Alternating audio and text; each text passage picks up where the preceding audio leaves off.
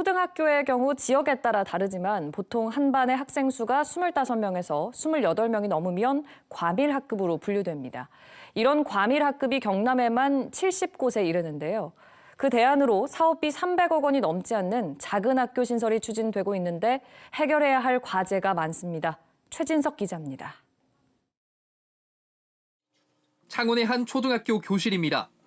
교실과 이어진 방으로 가보니 악기들이 놓여 있습니다. 음악실을 일반 교실로 쓰고 있는 겁니다. 학생 수가 1,300명이 넘는 데다 학급 수 53개의 과대 학교로 교실이 부족한 탓입니다. 급식도 3번에 걸쳐 인원을 나눠서 먹고 있습니다.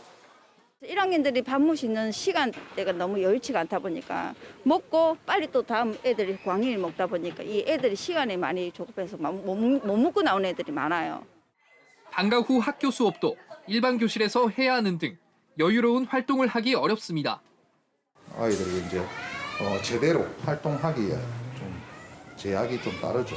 체육관 사용할 수 있는 어떤 시간이나 이런 기회들이 학생 수가 많으면 그만큼 사용할 수 있는 시간은 줄어들겠죠. 그죠? 분배를 하다 보면.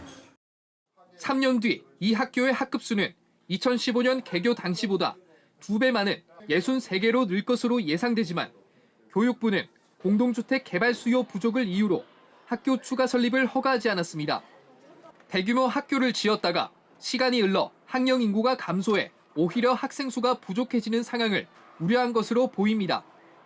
이에 경상남도 교육청은 교육부의 중앙투자 심사 없이 자체 투자 심사로도 가능한 작은 학교를 인근에 짓기로 한 겁니다. 한 반에 학생 수가 기준보다 많은 과밀학급과 학급 수가 최대 48개가 넘는 과대학교는 경남에서만 73곳입니다. 경남교육청은 학생 수 자연 감소분을 검토해 소규모 학교 설립을 추진할 계획입니다. 하지만 교사 정원이 해마다 줄어드는 상황에서 소규모 학교만 늘리는 방식으로는 온전한 과밀학급 해소를 기대하기 어렵다는 지적이 나옵니다. 도교육청 차원에서 이 문제를 해결하는 데는 한계가 분명히 있고 교육부의 교사 정원 확대가 뒤따라야 되는 거죠. 이에 대해 경남교육청은 기간제 교사를 채용해 인력 수급 문제를 해결하겠다고 밝혔습니다. KBS 뉴스 최진석입니다.